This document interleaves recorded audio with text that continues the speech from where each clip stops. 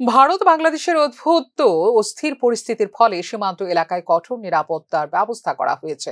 সীমান্তরক্ষী বাহিনীর নজরদারির পাশাপাশি রাজ্য পুলিশ, টিএসআর, সিআরপিএফ বাহিনীর টহলদারিও চলছে অন্যান্য এলাকার সঙ্গে বিলোনিয়া সীমান্ত এলাকায়। বিলোনিয়ার কালীনগর, গিরিধারী 4 নম্বর ব্রিজ, সারাসীমা ও ত্রিপুরা বাজারে কাঁটাতা সীমান্ত এলাকায় পুলিশ ও বাহিনীর টহলদারি অব্যাহত রয়েছে। দুদেশের অস্থির পরিস্থিতি নিয়ে এলাকার মানুষের মনে যে ভয়ের পরিবেশ সৃষ্টি হয়েছে তা দূর করতেই টহলদারি এবং এই ধরনের পেট্রোলিং জারি থাকবে বলে জানিয়েছেন বিলোনিয়া মহকুমা পুলিশ আধিকারিক অভিজিৎ দাস।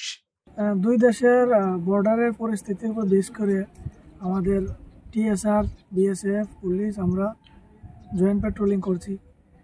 বিশেষ করে বিলোনিয়ার এই শহরটা এক আন্তর্জাতিক সীমানার সঙ্গে একদম লাগোয়া, তার জন্য এটা একটা সেন্সিটিভ এরিয়া। এদিকে পেট্রোলিংটা আমরা কন্টিনিউ করি এবং একটু সতর্কভাবে এবং মানুষের মধ্যে কনফিডেন্স বৃদ্ধি করার জন্য সেই পেট্রোলিংটা চলছে এবং আগামী দিনেও চলবে। আমরা পেট্রোলিং চলছে, আমাদের যে সিকিউরিটি বিরুদ্ধে যা যা দরকার এটা আমাদের বিএসএফের সঙ্গে আমাদের একটা সামঞ্জস্য রয়েছে এবং তাদের কোঅর্ডিনেশন মিটিংও আমরা করতে থাকি।